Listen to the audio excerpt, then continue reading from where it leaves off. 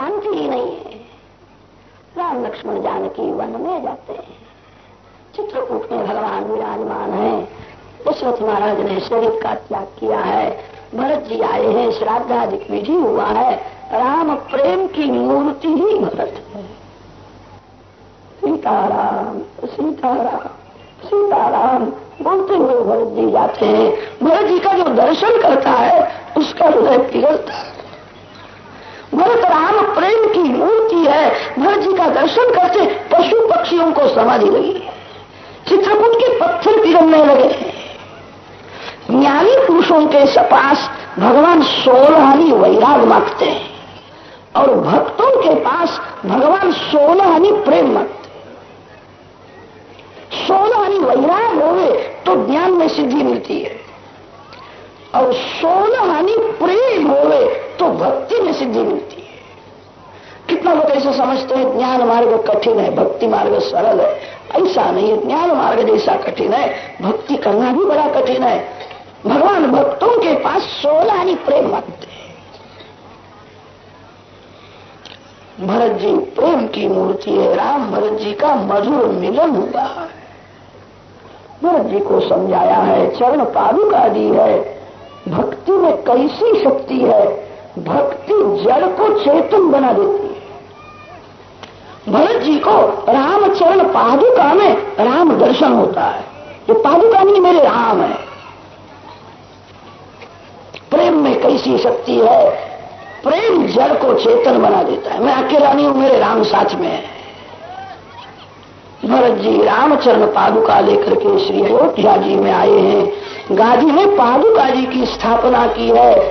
पादुका जी की आज्ञा अनुसार भरत जी 14 वर्ष राज करते हैं। कोई भी काम करते हैं तो पादुका जी की आज्ञा मांगते हैं। श्री राम सीताराम श्री राम सीताराम प्रेम से जप करते हैं तो हृदय में राम जी का स्वरूप प्रकट होता है। राम जी को पूछते मैं क्या करूं। कोई भी काम करो भगवान को पूछ करके करो। भक्ति का अर्थ होता है भगवान के अधीन रहना ही भक्ति है। भक्त भगवान को पूछे बिना कोई भी काम नहीं करते। भरत जी रामचरण पादुका की आज्ञा से 14 वर्ष राज करते हैं। भरत जी का प्रेम कौन वर्णन कर सकता है। भरत जी का नियम था सायंकाल में रामचरण पादुका का फूल से श्रृंगार करते थे। पादुका जी में आंख स्थिर करते हैं। सीताराम सीताराम सीताराम सीताराम प्रेम से जप करते हैं। कभी कभी भरत जी राम वियोग में रोने लगते हैं। कहीं कहीं तुमने क्या किया, मेरे राम को वनवास दिया। राम दिखते नहीं है। राम वियोग में भरत रोते हैं। तो पादुका जी में से राम बाहर आते हैं। भरत जी को समझाते, भरत मैं वन में गया नहीं हूं, मैं तो घर में ही हूं। जो भगवान के लिए एकांत में रोता है उसको भगवान दर्शन देते हैं। भगवान के लिए रोना चाहिए। मानो पैसे के लिए रोता है, कोई स्त्री के लिए रोता है, कोई पुत्र के लिए रोता है। कितने लोग तो ऐसे अज्ञानी होते हैं, थोड़ा अपमान हो जाए तो रोते हैं, मेरा अपमान किया उसने। तेरा अपमान किया तो तेरा बाल बाका हुआ, तेरा क्या कम हुआ। थोड़ा अपमान हो गए तो मानव हृदय को जलाता है, मानव रोता है, मानव कभी भगवान के लिए रोता है। भरत जी एकांत में सीताराम सीताराम सीताराम सीताराम प्रेम से जप करते हुए राम वियोग में जब प्राण व्याकुल होते हैं तो रोने लगते हैं। तो पादुका जी में से श्री सीताराम जी बाहर आते हैं। भरत को समझाते हैं, भरत मैं वन में गया नहीं हूं, मैं तो घर में हूं। भरत जी को ऐसा लगता है मेरे राम घर में ही है। बहिरंग में वियोग है, अंतरंग में संयोग है।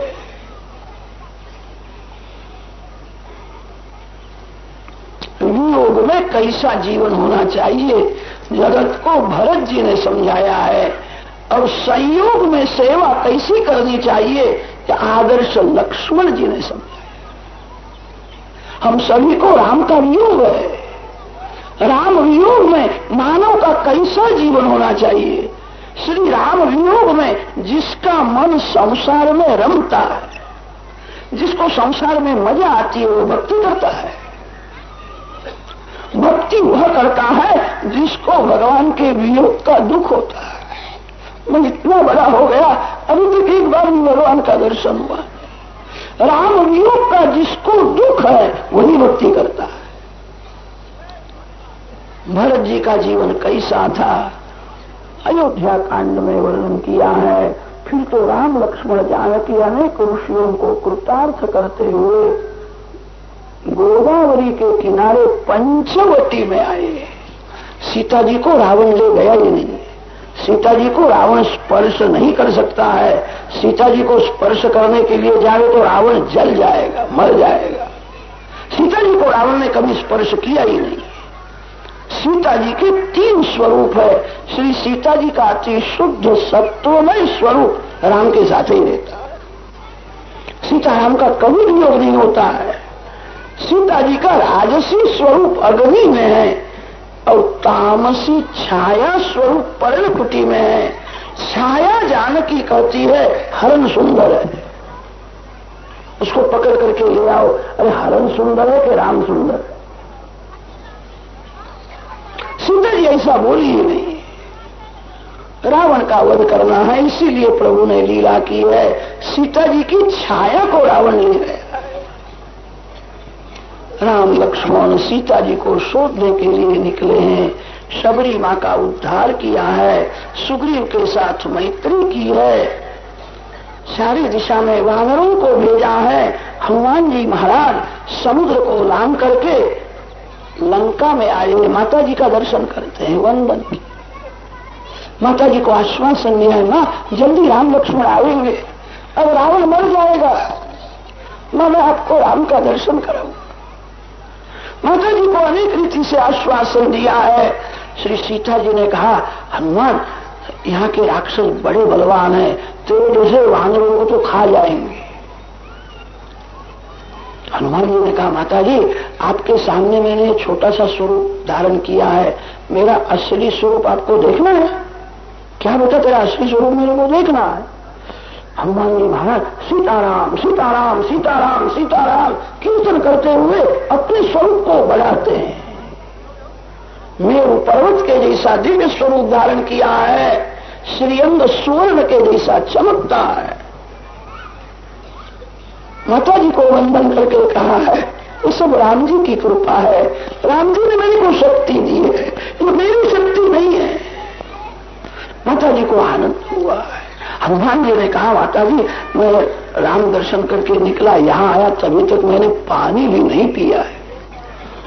मैंने ऐसा निश्चय किया था श्री सीता माँ का दर्शन करूंगा फिर पानी पीऊंगा। माँ मेरे को भूख बहुत लगी है।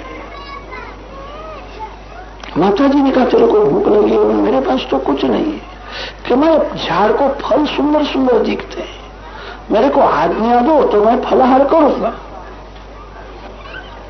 सीता जी ने कहा, यहाँ तो बड़े बड़े राक्षस है, युद्ध होगा। हनुमान जी ने कहा, माता जी मेरे को राक्षसों का भय नहीं लगता है। मां आपका मेरे को भय लगता है, आप नाराज न हो तो मैं फल खाऊं। भगवान का भय रखना चाहिए, किसी मानव का भय मत रखो। माता जी नाराज न होवे तो मैं फलाहार करूं। सीता जी ने विचार किया, मेरा हनुमान अकेला है, राक्षस तो बहुत है। हनुमान जी को आज्ञा दी, फल तोड़ना नहीं, फल तोड़ने से झगड़ा होगा। जो फल नीचे पड़े हैं वो खाना, वो तू खा ले। हनुमान जी ने विचार किया, मां की आज्ञा फल तोड़ना नहीं, झाड़ को उखेड़ने ने यही बार लगा दी है। हनुमान जी वहां झाड़ को उखेड़ने लगे। लंका जलाई है। हनुमान जी ने बहुत से काम युक्ति से किए हैं, बहुत से काम शक्ति से किए। हनुमान जी के समान कोई बलवान नहीं है, हनुमान जी के समान कोई बुद्धिमान नहीं। लंका जलाई है, हनुमान जी आए हैं, राम नाम से पत्थर तरते हैं। राम नाम में कैसी शक्ति है,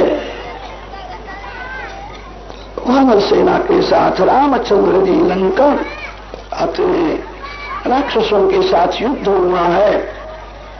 राक्षस राम जी के साथ क्या युद्ध कर सकते हैं? राम तो खेलते हैं।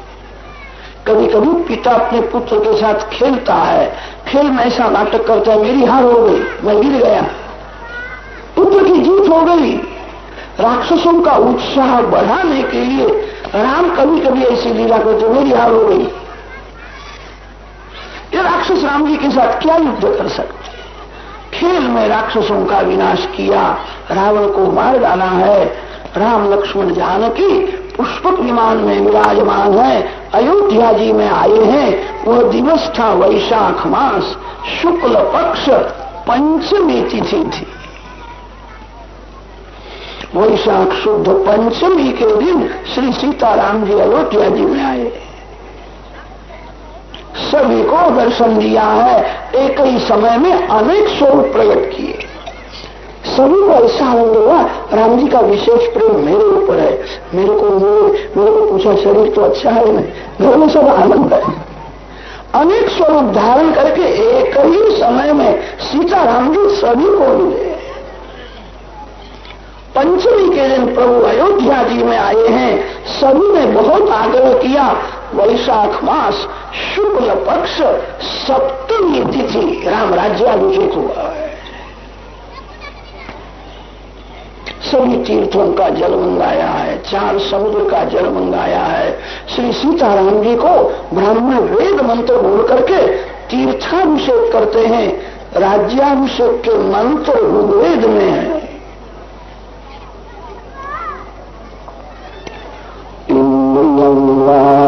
तदस्मिन् लोके यद्दध्नाभिषिञ्चति इन्द्रियमेवा स्मेंस्तद्दधाति तेजो वा एतद्घृतं यद्घृतेनाभिषिञ्चति तेज एवास्मिंस्तद्दधाति स्वादिष्ठया मधिष्ठया पवस्वसोमधारया इन्द्राय पातये सुत इति तां पिबेत् एतेन हवा ऐन्द्रेण महारुषेण संवर्त आंगिरस मरुत्तमभिषिचेत तस्माद्वै मरुत्तः समन्तं सर्वतः पृथिवीञ्जयन् परीयायाश्वेन च मेध्येनेज एतेन हवा ऐन्द्रेण महारुषेकेण अभिषिक्तस्य क्षत्रियस्य। ऋग्वेद यजुर्वेद के मंत्र बोलते हैं। सीताराम जी को तीर्थाभिषेक हुआ है। फिर तो सुंदर श्रृंगार किया है। स्वर्ण सिंहासन में सीता जी के साथ सियावर रामचंद्र श्री सीताराम जी विराजमान है। अयोध्या की प्रजा भाग्यशाली है, स्वर्ण सिंहासन में सीताराम जी का दर्शन परमानंद हुआ। राम राज्य में प्रजा बहुत सुखी है। राम राज्य में कोई मूर्ख नहीं है। राम राज्य में कोई गरीब नहीं है। राम राज्य में किसी के घर में झगड़ा नहीं है। राम राज्य में किसी को रोग नहीं होता है। राम राज्य में सभी सुखी है। शौनक मुनि ने प्रश्न किया है, राम राज्य में कोई दुखी नहीं है? तब सूत जी ने कहा, राम राज्य में जितने डॉक्टर थे और वकील थे उनका धंधा जरा भी चलता नहीं था। किसी के घर में झगड़ा ही नहीं है, सभी सत्यवादी है, किसी को रोग होता नहीं है। नाजयो व्याधय क्लेशा दैव भूतात्म हेतवः। राम राज्य में सभी अति सुखी है। रामचंद्र जी के यहाँ कुश का जन्म हुआ है, कुश का वंश बढ़ा है।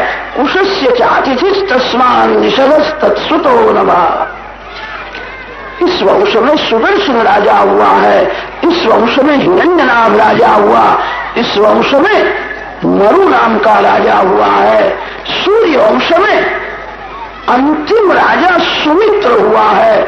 सुमित्र राजा तक ही यह वंश रहेगा, फिर इस वंश का विनाश होगा।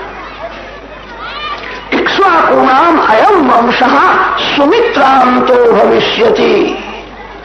सुमित राजा तक ही सूर्यवंश की कथा की है, सूर्यवंश प्रकरण परिपूर्ण किया है।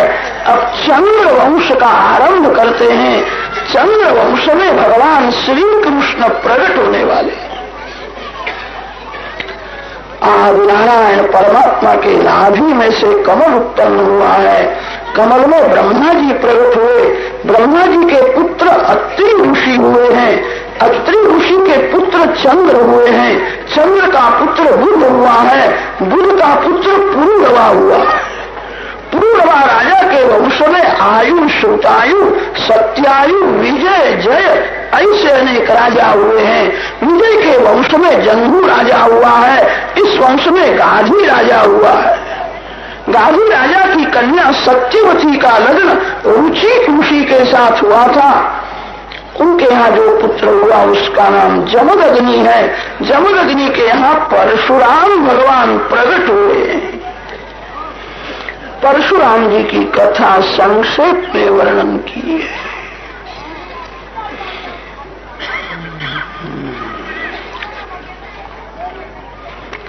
फिर तो पूर्ववा राजा का पुत्र जो आयु है उसका वंश वर्णन किया है। आयु के वंश में नहुष राजा हुआ है। इस वंश में यति, ययाति, संयाति, आयति, वियति, कृति ऐसे अनेक राजा हुए हैं। ययाति महाराज के यहाँ 2 रानियां हैं, देवयानी और शर्मिष्ठा। देवयानी के यहाँ यदु और तुर्वसु 2 बालक हुए हैं। शर्मिष्ठा के यहाँ दुर्यु, अनु और पुरु ऐसे 3 हुए हैं। देवयानी का जो बड़ा पुत्र यदु है उसी के वंश में भगवान श्री कृष्ण प्रकट होने वाले हैं। यदु वंश की कथा 9वें स्कंध के समाप्ति में आती है। पूर्व का वंश वर्णन किया है। वंशम प्रवक्ष्यामि यत्र जातोऽसि भारत। पूर्व राजा के वंश में ऋतेयु, कुक्षेयु, मित्रेयु ऐसे अनेक राजा हुए हैं। इस वंश में दुष्यंत राजा हुआ है। दुष्यंत के वंश में भरत हुआ है। भरत राजा के वंश में दिवोदास राजा हुआ। दिवोदास राजा के वंश में रंतिदेव हुए हैं। इस वंश में देवापी शंतनु राजा हुआ है। शंतनु महाराज का लग्न गंगा जी के साथ हुआ था। एक बालक अर्पण करके गंगा जी वैकुंठ में जाती है। शंतनु राजा को दूसरा लग्न करने की इच्छा हुई। मत्स्य राजा की कन्या सत्यवती बहुत सुंदर थी। मत्स्य राजा को कहा तेरी कन्या मेरे को दे दे। मत्स्य राजा ने कहा आपके यहाँ एक पुत्र है, भविष्य में वही राजा होने वाला है। आप ऐसी प्रतिज्ञा करो, घर में जो पुत्र है उसको राज का पैसा भी मैं नहीं दूंगा, तो मेरी कन्या आपको मैं दूंगा। घर में जो पुत्र देवव्रत था बहुत सुशील, बहुत लायक था, उसको एक पैसा भी न देना अन्याय होता। लग्न अटक गया है। देवव्रत समझ ले मेरे लिए मेरे पिताजी दुखी होते हैं। देवव्रत मत्स्य राजा के यहाँ गए हैं। मत्स्य राजा को समझाया है आपकी कन्या मेरी विमाता होवे, मैं राज्य का एक पैसा भी नहीं लूंगा। तो मत्स्य राजा ने कहा है आप राज का पैसा न लो, कल आपके पुत्र राज के लिए झगड़ा करें तो। देवव्रत ने विचार किया है, हाथ ऊंचा करके बोले हैं आज से मैं बराबर संयम रखूंगा, पुत्र नहीं होगा। पिता के लिए संसार सुख का त्याग किया और पिता के लिए राज संपत्ति का त्याग किया। विधाता ने 2 वस्तु में ऐसी माया रखी है, सभी का मन फंसा हुआ ही रहता है। जीव अनेक बार काम सुख भोगता है, मन से घृणा नहीं होती है। लाख मिले कि 10 लाख मिले, पैसा का मोह छूटता नहीं है। जो मन से काम त्याग करता है, मन से जो द्रव्य त्याग करता है, देव उसका जय जयकार करते हैं। पिता के लिए काम सुख का त्याग किया, राज संपत्ति का त्याग किया।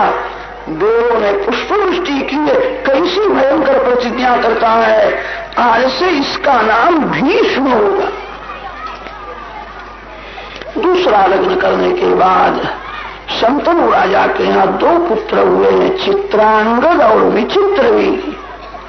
इसी वंश में धृतराष्ट्र, विदुर और पांडु हुए। पांडु के यहाँ 5 पांडव हुए हैं। 5 पांडवों में अर्जुन श्रेष्ठ है। अर्जुन का पुत्र अभिमन्यु हुआ है और अभिमन्यु का पुत्र राजा तू हुआ है। परीक्षित राजा तक वंश की कथा सुनाई। परीक्षित राजा ने प्रश्न किया है, हमारा वंश आगे कितना बढ़ेगा, भविष्य की कथा करो। सुखदेव जी महाराज ने कथा की, वो भविष्य काल की है, हमारे लिए वो कथा भूतकाल की हुई। सुखदेव जी महाराज वर्णन करते हैं, तेरा पुत्र जन्मेजय सर्पों के साथ वेर करने वाला है। मेरे पिता को सर्प दंश हुआ, मैं सभी सर्पों का विनाश करूंगा। मैं ऐसा यज्ञ करूंगा सर्प वंश का विनाश हो गए, जगत में कोई सर्प न रहे। बड़ा भारी सर्प यज्ञ किया है, जिस यज्ञ में ब्राह्मण वेद मंत्र बोल करके सर्पों को खींच करके ले आते, अग्नि में होम करते। जन्मेजय राजा ने कहा है, मेरे पिता को दंश करने वाला तक्षक नाग है, उसको अग्नि में गिराओ। ब्राह्मणों ने कहा, तक्षक का रक्षण इंद्रदेव करते हैं। जन्मेजय राजा ने कहा, आपके पास ऐसे कोई मंत्र नहीं है, इंद्र और तक्षक दोनों का अग्नि में होम कर दो। ब्राह्मण वेद मंत्र का दुरुपयोग करने लगे थे, मंत्र शक्ति का दुरुपयोग होता था, इंद्र का भी होम करने के लिए तैयार हुए। ब्रह्मा जी को ठीक लगा नहीं, ब्रह्मा जी ने आस्तिक नाम के ऋषि को भेजा है। जन्मेजय को समझाते, क्या करते हो, तेरे पिता को सदगति मिली है, मरण के लिए कुछ निमित्त होता है, वेर करना अच्छा नहीं है। सर्प वंश का विनाश न होए, सर्प वंश का रक्षण होना चाहिए। आस्तिक ऋषि ने जन्मेजय को समझाया और सर्प वंश का रक्षण किया है। इसलिए आज भी सर्प जब अतिशय क्रोध में होता है तो आस्तिक आस्तिक अयास्तिक ऐसा बोलते हैं। आस्तिक का नाम सुनने से सर्प का क्रोध शांत हो जाता है। आस्तिक ऋषि ने सर्प वंश का रक्षण किया है। संसार ही भगवान का चमत्कार है। बहुत से लोगों को चमत्कार देखने की इच्छा होती है, संसार ही भगवान का चमत्कार। कैसा भगवान ने संसार बनाया है। सर्प को कान नहीं होते हैं, सर्प आंख से देखता है और आंख से ही सुनता है। इसलिए संस्कृत भाषा में सर्प का नाम है चक्षुश्रवा। सर्प के आंख में भगवान ने ऐसी शक्ति रखी है, आंख से ही सुनता है। सर्प को कान नहीं होते हैं, आंख से देखता है और आंख से सुनता है। सर्प वंश का रक्षण किया है। जन्मेजय राजा के वंश में श्रुतसेन, उग्रसेन, भीमसेन ऐसे अनेक राजा हुए हैं। पांडवों के वंश में अंत में क्षेमक नाम का राजा हुआ है। क्षेमक राजा तक ही वो वंश रहेगा, फिर इस वंश का विनाश होगा। क्षेमकम प्राप्य राजानम संस्थाम प्राप्स्यति वै कलौ। नवम स्कंध के अंतिम अध्याय में यदु राजा के वंश की कथा आती है। यदु वंश में भगवान श्री कृष्ण प्रकट होने वाले हैं। यदु राजा के वंश में सहस्रजित, क्रोष्टा, नल, रिपु ऐसे अनेक राजा हुए हैं। इस वंश में शतजित राजा हुआ है। इस वंश में हरिहर राजा हुआ। इस वंश में कृतवीर्य हुआ। कृतवीर्य का पुत्र कार्तवीर्य हुआ है। कार्तवीर्य अर्जुन के ऊपर गुरु दत्तात्रेय भगवान की अतिशय कृपा थी। गुरु दत्तात्रेय स्वामी की कृपा से सभी योग विद्या और सभी सिद्धि कार्तवीर्य अर्जुन राजा को प्राप्त हुई थी। इस वंश में ज्यामग राजा हुआ है। ज्यामग राजा के वंश में देवावृध, वृष्णि अंधक, मधु, भोज, महाभोज, ऐसे अनेक राजा हुए हैं। अंधक के वंश में उग्र से देवक राजा हुआ। देवक राजा के यहाँ 7 कन्याएं हुई है, सहदेवा, उपदेवा, देवरक्षिता, देवकी। उग्रसेन के यहाँ 9 पुत्र हुए हैं। कंस बड़ा है। एक एक का वंश वर्णन किया है। कितने लोगों को इस वंश की कथा में थोड़ा आलस आता है। वक्ता व्यास महर्षि की आज्ञा के अनुसार कथा करते। कथा मनोरंजन का साधन नहीं है, किसी को खुश करने के लिए कथा नहीं है। व्यास जी की आज्ञा अनुसार कथा करे। एकदम वंश छोड़ दो तो भगवान मेरे को सजा करेंगे। पाप का भय रखना चाहिए, किसी मानव का भय रखना नहीं।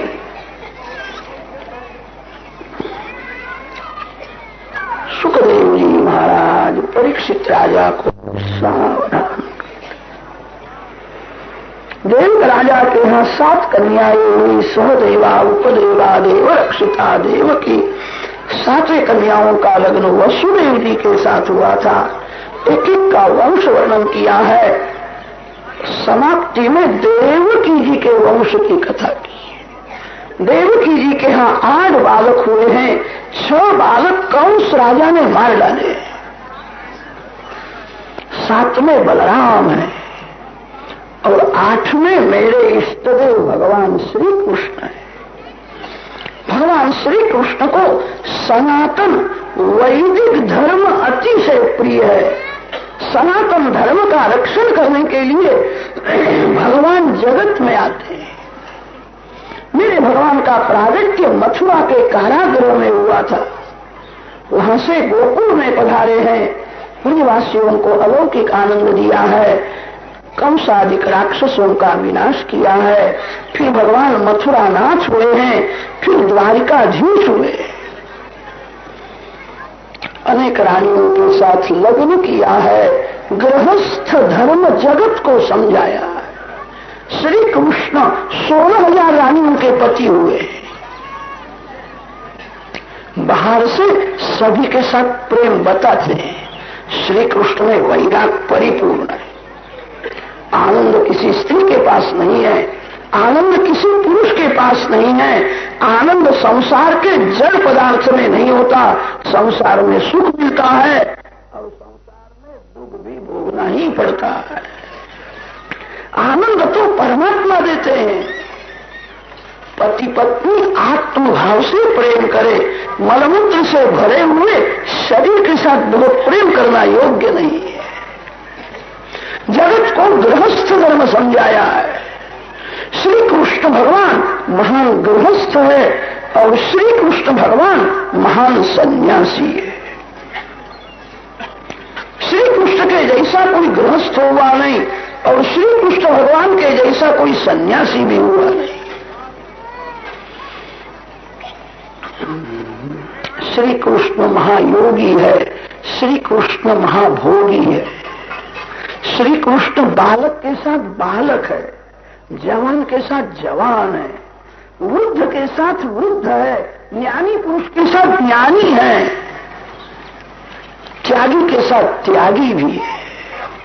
श्री कृष्ण देव नहीं है, परमात्मा है। द्वारका में द्वारकानाथ रोज 56 भोग का भोजन करते थे। आप कभी बेट द्वारका में गए होंगे। बेट द्वारका में तो भोग की गिनती भी नहीं होती। सत्यभामा जी ले आती है, जाम्बवती जी ले आती है, रुक्मिणी जी के यहाँ से आता है, श्री राधा जी ले आती है, वैष्णव ले आते हैं। जो कुछ आता है भगवान सभी का भोजन करते हैं। भगवान सभी लीला करते हैं। माखन की चोरी करते हैं, छोटी सी अंगुली में गिरिराज गोवर्धन को धारण करते हैं। भगवान लौकिक के जैसी भी लीला करते हैं। सत्यभामा के पिता सत्राजित का मरण हुआ तो भगवान ने विचार किया आज थोड़ा रोना ही चाहिए। मैं न रो तो सत्यभामा मेरे को वेद सुनावेगी। मेरे पिताजी का मरण हुआ तो उनके आंख में तो आंसू भी आए नहीं थे। भगवान कहते मेरे को सब कुछ आता है तो रोना भी आता है। सत्राजित का मरण हुआ तो रोने के लिए रोते थे। ससुर जी थे, मेरे मस्तक ऊपर छत्र था, हाय मेरे रोने लगे। सभी लीला भगवान करते हैं। भगवान ने कभी एक लीला नहीं की। भगवान को अजीर्ण हो गया है, भगवान को बुखार आया है, ऐसी लीला भगवान ने कभी नहीं की। रोज 56 भोग का भोजन करते हैं तो उनको कभी अजीर्ण नहीं होता, कभी बुखार आया नहीं है। श्री कृष्ण महायोगी है। योगी का यही लक्षण है, योगी कभी रोगी नहीं हो सकता है। योग का फल है रोग का विनाश। योगी रोगी होवे तो समझना उसके योग में भूल है। योग का फल है, कभी वो होवे नहीं। श्री कृष्ण महायोगी है, रोज 56 भोग का भोजन करते थे, कभी उनको अजीर्ण हुआ नहीं है, बुखार आया नहीं। अब 2-3 दिन 56 भोग का प्रसाद लो तो आपकी क्या दशा होगी? अच्युतन के लिए होना जाएगा, मुझे क्या होने वाला है? रोज 56 भोग खाते थे।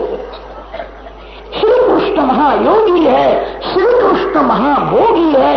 योग और भोग दोनों विरुद्ध है। योगी भोगी नहीं हो सकता और भोगी योगी नहीं हो सकता। भगवान के जैसा कोई महायोगी हुआ नहीं है और भगवान के जैसा कोई महाभोगी नहीं हुआ। विरक्त सन्यासी महात्मा गुरु पूर्णिमा के दिन ब्रह्म विद्या के जितने आचार्य हुए हैं सभी संतों की पूजा करते हैं। मध्य में गोपाल कृष्ण को बैठाते हैं। 16,000 रानियों के मध्य में जो विराजमान है उन्हीं को विरक्त साधु सन्यासी महात्मा मध्य में बैठा करके उनकी पूजा करते हैं। श्री कृष्ण महान सन्यासी है। सन्यासी इसी को कहते हैं जो सभी को आत्मभाव से देखता है। मेरे अंदर चेतन परमात्मा जो है वही सभी में है। जिसकी ब्रह्म दृष्टि स्थिर है, आंगन में शत्रु आवे और मित्र आवे, आप दोनों को एक आंख से देखोगे। आपका शत्रु आया है और आपका मित्र आया है, मानो 2 आंख से जगत को देखता है। श्री कृष्ण भगवान सभी को एक आंख से ब्रह्म भाव से देखते हैं, प्रेम से देखते हैं। महाभारत में वर्णन आता है, एक बार द्वारका में दुर्योधन गया है और अर्जुन गया है। दुर्योधन दुष्ट है, दुर्योधन शत्रु है, दुर्योधन को प्रेम से देखा। अर्जुन मित्र है, मित्र आवे कि शत्रु आवे, भगवान सभी को आत्मभाव से ब्रह्म भाव से देखते हैं। दुर्योधन ने कहा मैं मांगने के लिए आया हूं, अर्जुन ने कहा मैं भी मांगने के लिए आया हूं। भगवान ने कहा मैं दोनों को दूंगा, शांति से बैठो। दुर्योधन को कहा है दोनों मांगने के लिए आए हो, एक के पक्ष में मैं अपनी नारायणी सेना देता हूं और एक के पक्ष में मैं अकेला रहूंगा। मैं युद्ध नहीं करूंगा, मैं थोड़ी बातें करूंगा। दुर्योधन अपने को बड़ा सयाना समझता था। दुर्योधन को मांगना आया नहीं। दुर्योधन ने विचार किया, ये तो कहते हैं मैं अपने शस्त्र लूंगा नहीं, मैं युद्ध करूंगा नहीं, मैं थोड़ी बातें करूंगा। मेरे को बातें करने वाले की जरूरत नहीं है, युद्ध करने की जरूरत की जरूरत है। दुर्योधन ने कहा मेरे को आपकी जरूरत नहीं है, शत्रुंजनी सेना मेरे को दे दो। नारायण सेना दुर्योधन को दी है, दुर्योधन को मांगना आया नहीं। आंगन में शत्रु आवे के मित्र आवे, श्री कृष्ण भगवान सभी को प्रेम से देखते हैं, सभी को आत्मभाव से देखते हैं। विरक्त साधु सन्यासी महात्मा जगत को आत्मभाव से देखते। मेरे अंदर चेतन रूप से जो नारायण है सभी में वही है। सभी को जो आत्मस्वरूप से देखता है, आत्मस्वरूप में जो सबको देखता है वही सन्यासी है। श्री कृष्ण महान सन्यासी है। श्री कृष्ण में वैया परिपूर्ण है। सभी रानियों के साथ प्रेम तो करते हैं, उनको किसी स्त्री की जरूर नहीं है। गृहस्थाश्रम में बाहर से घर के लोगों के साथ प्रेम बताना, अंदर से प्रेम परमात्मा के साथ करना। गृहस्थ धर्म श्री कृष्ण जगत को समझाते हैं। श्री कृष्ण लीला में सभी को आनंद आता है। 9वें स्कंध के समाप्ति में संक्षेप में श्री कृष्ण चरित्र वर्णन किया है। 10वें स्कंध का अब आरंभ होता है। 10वें स्कंध की ऊर्जा अति मधुर है।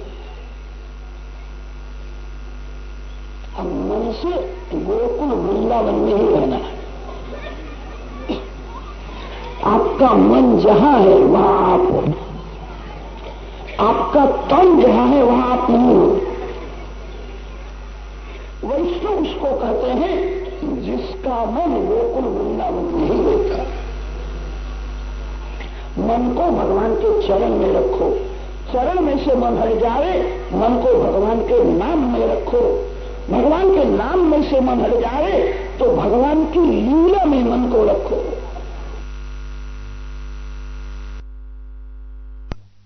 ऐसे भी मन हट जाए तो मन को भगवान के धाम में रखो, मन भगवान से दूर न जाए। 10वें स्कंध की लीला अति मधुर है, सभी को आनंद देने वाली है। सुखदेव जी महाराज ने सब कुछ छोड़ दिया है, कृष्ण कथा नहीं छोड़ते। सुखदेव जी महाराज को लंगोटी की जरूर नहीं है। सुखदेव जी महाराज केवल ब्रह्म ज्ञानी है ऐसा नहीं है, ब्रह्म दृष्टि स्थिर हो गई। पांडु रोग जब बहुत बढ़ जाता है तब जगत पीला ही दिखता है। जगत में दूसरा कोई रंग दिखता ही नहीं है जब पांडु रोग बढ़ जाता है। एक रोग में ऐसी शक्ति है, वो रोग होने के बाद जगत पीला ही दिखता है। ज्ञान और भक्ति जब बहुत बढ़ जाती है तब जगत रहता ही नहीं है, भगवान ही बाकी रहते हैं। साधारण ज्ञान में, साधारण भक्ति में जगत और ईश्वर ऐसे दो तत्व रहते हैं। ज्ञान भक्ति जब अति से बढ़ जाती है जगत रहता ही नहीं है। सुखदेव जी महाराज की ब्रह्म दृष्टि ऐसी स्थिर थी, उनको कोई स्त्री दिखती नहीं है, कोई पुरुष दिखता नहीं है। गंगा जी में सुंदर देव कन्या अप्सराएं स्नान करती थी। सुखदेव जी महाराज वहां से जाते हैं, आंख खुली है, सुखदेव जी को खबर नहीं पड़ती है कोई स्त्री स्नान कर रही। सुखदेव जी महाराज जानते नहीं है कि जगत में कोई पुरुष भी होता है। सुखदेव जी महाराज की ब्रह्म दृष्टि स्थिर है। ब्रह्म ज्ञानी होना बड़ा कठिन नहीं है, ब्रह्म दृष्टि सर्वकाल स्थिर रखना बड़ा कठिन है। कृष्ण कथा करते हैं। सुखदेव जी महाराज को लंगोटी की भी जरूरत नहीं है, कृष्ण कथा करने से क्या लाभ है। कथा में जगत की विस्मृति हो जाती है। आनंद जगत में नहीं है, जगत को जो भूल जाता है भगवान के दर्शन में, स्मरण में जो तन्मय होता है उसी को आनंद मिलता है। संसार में जीव को सुख मिलता है और दुख भोगना ही पड़ता है। जहां सुख नहीं है, जहां दुख नहीं है, वहां आनंद होता है। आनंद जगत को जो भूल जाता है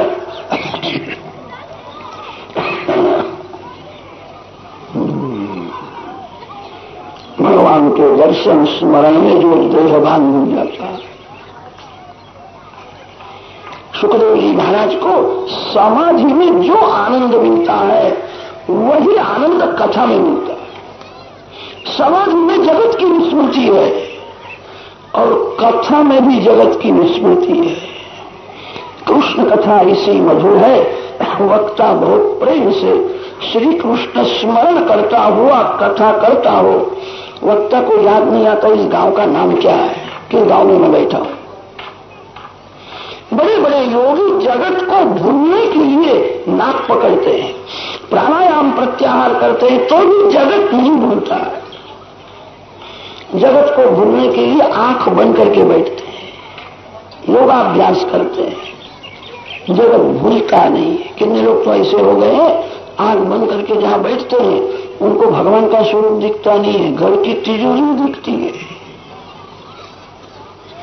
ध्यान करने से खबर पड़ती है मेरा मन कितना बिगड़ा है।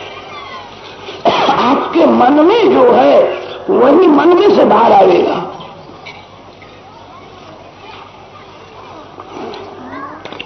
सुखदेव जी महाराज की दृष्टि में अब जगत है ही नहीं, कोई स्त्री नहीं है, कोई पुरुष नहीं है, परमात्मा ही है।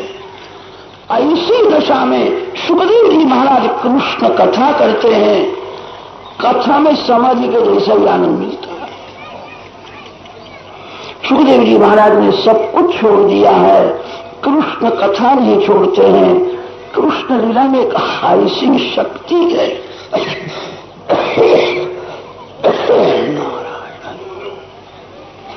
बालकों को कथा में आनंद आता है, जवान को आनंद आता है, स्त्रियों को आनंद आता है, पुरुषों को आनंद आता है, गृहस्थ को आनंद आता है, सन्यासी महात्माओं को आनंद आता है। ज्यादा तो क्या कहे, वक्ता बहुत प्रेम से विवेक से श्री कृष्ण कथा करता हो तो कृष्ण कथा में नास्तिक को भी आनंद आता है।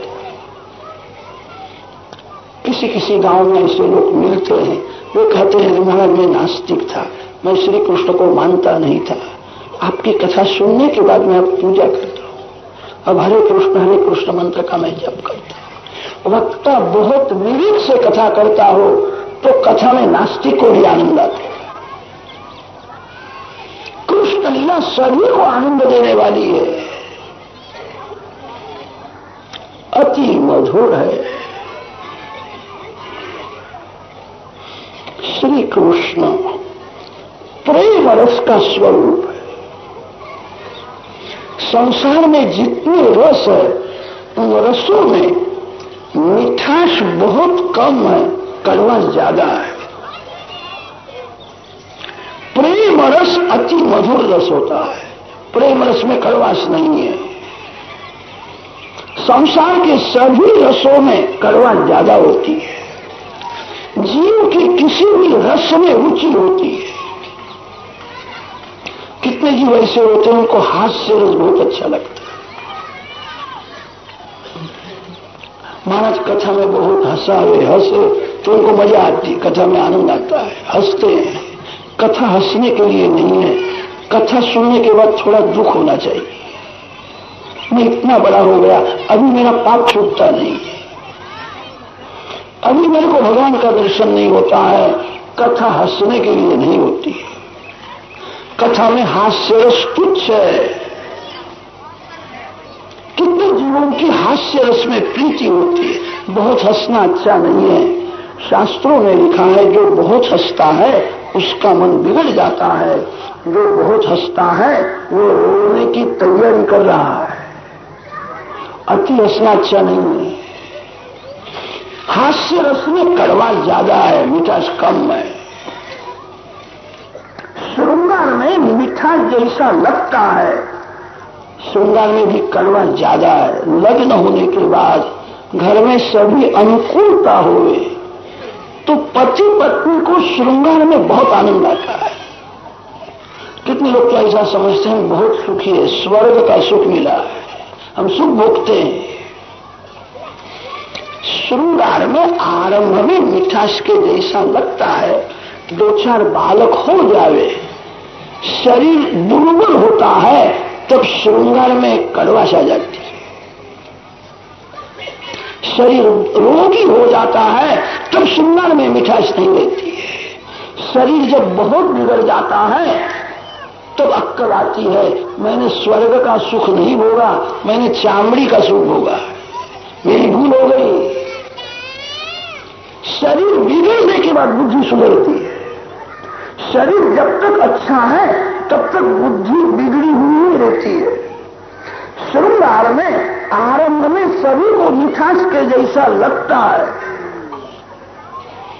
शरीर दुर्बल होने के बाद, शरीर रोगी होने के बाद श्रृंगार में कड़वाश आती है। वीर रस, श्रृंगार रस, हास्य रस आरंभ में मधुर के जैसे लगते हैं। संसार में जितने रस है उनमें कड़वा ज्यादा है। मानव श्रीखंड जब तक नहीं खाता है तभी तक श्रीखंड में मिठास है। श्रीखंड बहुत खाने पर श्रीखंड में कड़वाश आ जाती है। कड़वाश तो ऐसी आती है श्रीखंड को देखने की भी इच्छा नहीं होती, ले जाओ यहां से, मेरे को देखना नहीं है। देखने से भी घृणा होती है। श्रीखंड जब तक नहीं खाता है तभी तक श्रीखंड में मिठास है। श्रीखंड खाने के बाद श्रीखंड में कड़वाश आ जाती है, देखने की भी इच्छा नहीं होती है।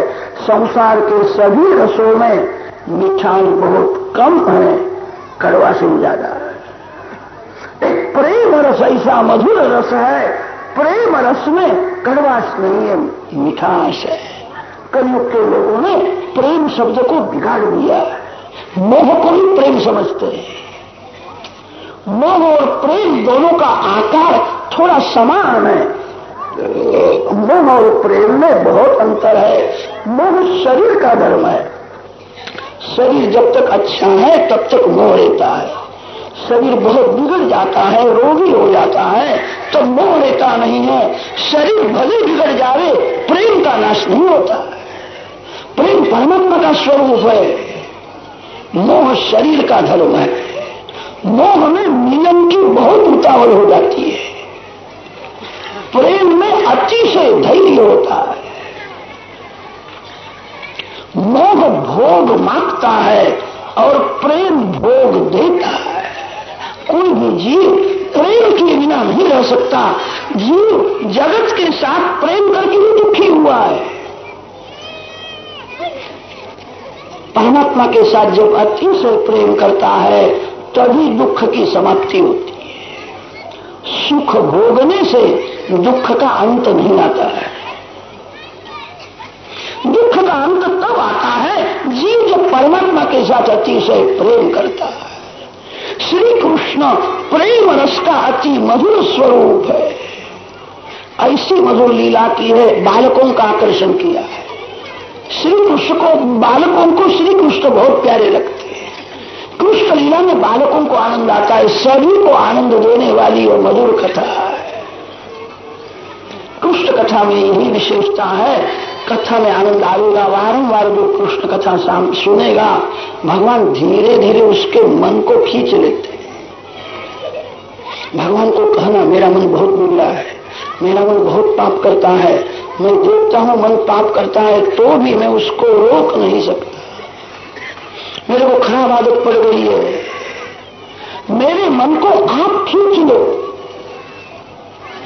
भगवान जिसके मन का आकर्षण करते हैं उसका मन संसार में से हट जाता है। बहुत प्रेम से जो कृष्ण कथा सुनता है, बहुत प्रेम से हरे कृष्ण कीर्तन करता है, प्रभु को मनाता है मेरे मन को खींच लो, मेरे मन को मैं नहीं संभाल सकता, मेरा मन पाप करता है और मैं देखता हूं, मैं जानता हूं पाप करके ही मैं बहुत दुखी हुआ हूं, मैं पाप नहीं छोड़ सकता, मैं अपने मन को संभाल सकता नहीं, मैं शरण में आया हूं, आप कृपा करके मेरे मन को खींच लो, ऐसा बोलो। श्री कृष्ण लीला में ऐसी दिव्य शक्ति है। कृष्ण कथा सुनने से पाप का नाश होता है। श्री कृष्ण कथा का चिंतन जो करता है, क्या मैंने सुना, मनन करने से भगवान धीरे धीरे मन को खींच लेते हैं। भगवान जिसके मन का आकर्षण करते हैं उसी का मन संसार में से हट जाता है। भगवान कृपा करते हैं, प्रेम रस देते हैं। कोई भी जीव प्रेम किए बिना नहीं रह सकता। जीव जगत के साथ प्रेम करके ही दुखी हुआ है। यह जीव जब परमात्मा के साथ अतिशय प्रेम करता है तभी दुख का अंत आता है। दशम स्कंध की लीला अति मधुर है। दिव्य लीला का आरंभ होता है। श्री कृष्ण भगवान मथुरा के कारागृह में प्रकट हुए। वसुदेव देवकी केद में है, वहां उत्सव हुआ नहीं है। उत्सव तो जब गोकुल में जाते हैं, गोपी बाल कृष्ण के दर्शन में गोपी का हृदय पिघलता है, गोपी पागल हो जाती है। उत्सव तो गोपी करती है, हमारे जैसा साधारण मानव क्या उत्सव करेगा। गोपियों के चरण में वंदन करो, गोपी की आंख के साथ अपनी आंख मिलाओ, गोपी के मन के साथ आपका मन एक करो, गोपी बनो। उत्सव तो गोपी करती है, जगत की देव की स्मृति होती है। देव दर्शन में, भगवान के स्मरण में जो देहभान भूलता है, उत्सव देहभान भूलने के लिए है, उत्सव जगत भूलने के लिए है, उत्सव भगवान में तन्मय होने के लिए है।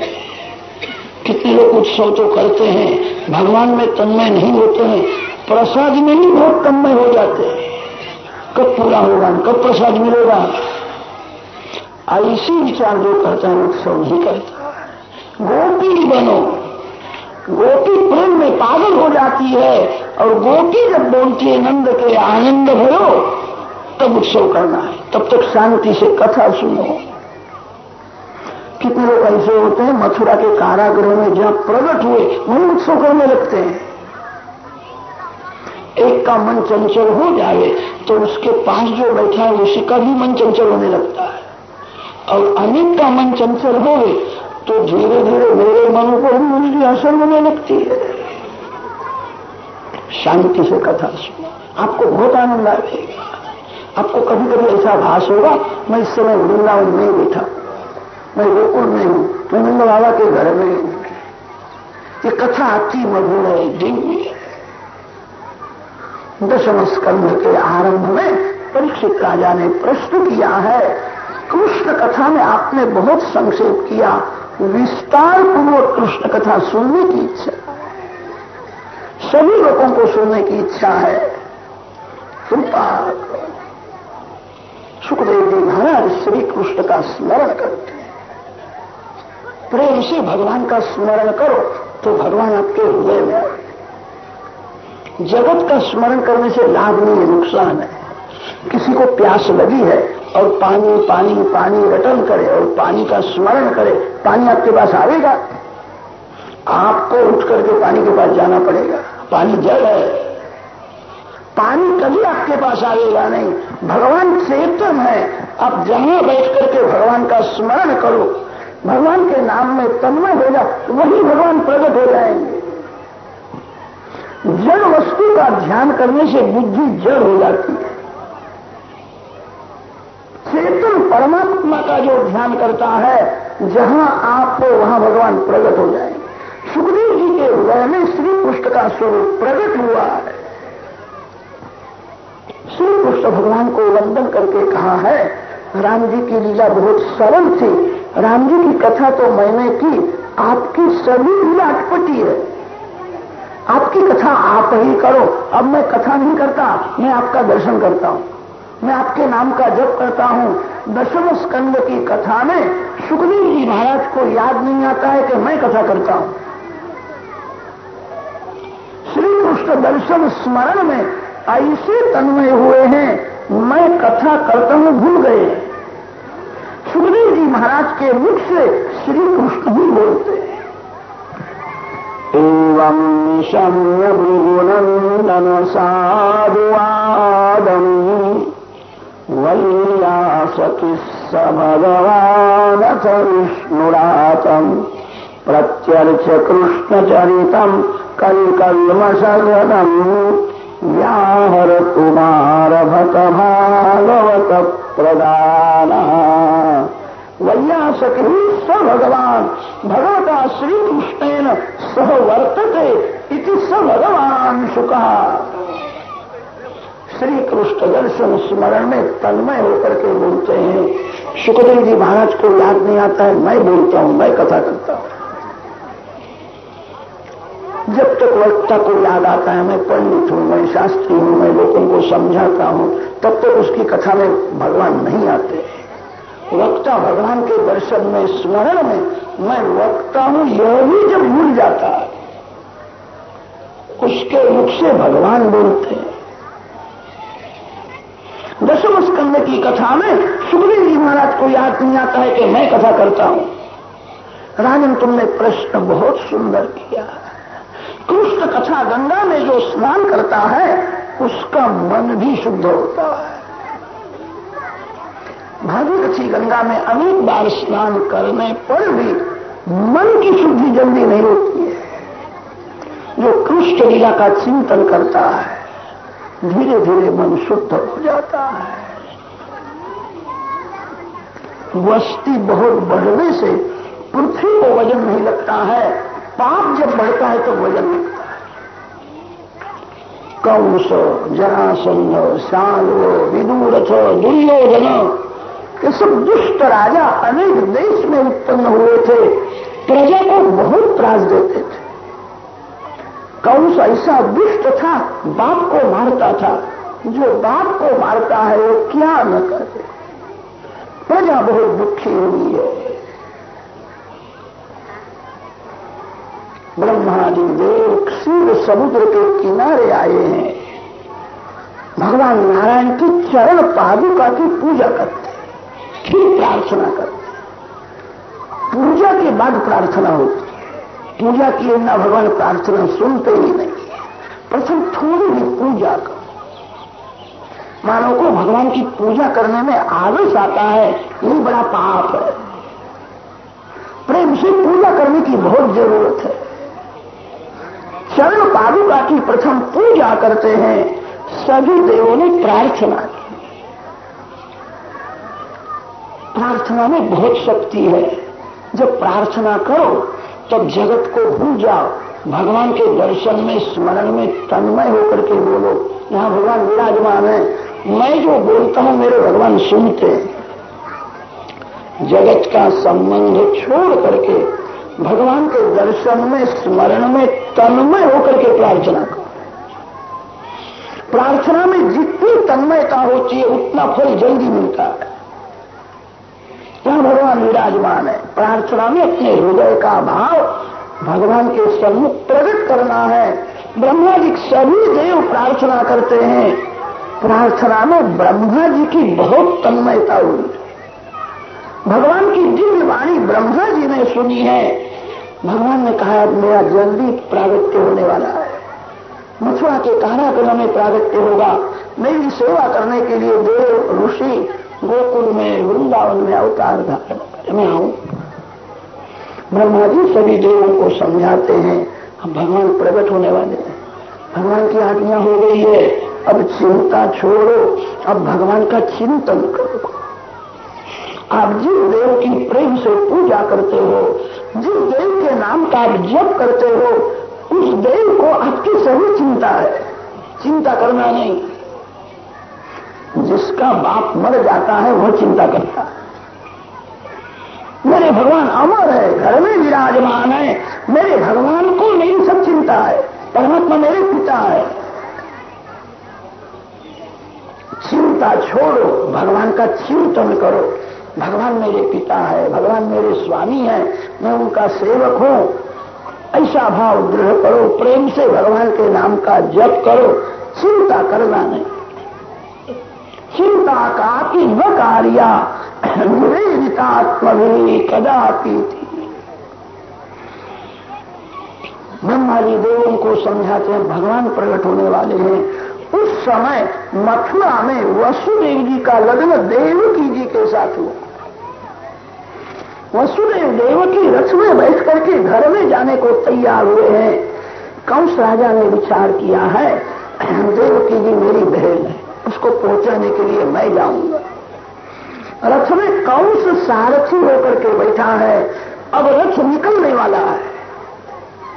उस समय देवों ने विचार किया वसुदेव जी महान वैष्णव है, कंस वसुदेव जी के साथ वेर करे, वसुदेव जी को त्रास देवे तो भगवान जल्दी प्रकट हो जाए। पापी दुखी होता है, भगवान को जल्दी दया नहीं आती, बहुत पाप किया है अब रोता है। जीव पाप करता है तब हंसता हुआ पाप करता है, पाप की सजा होती है तब रोता है।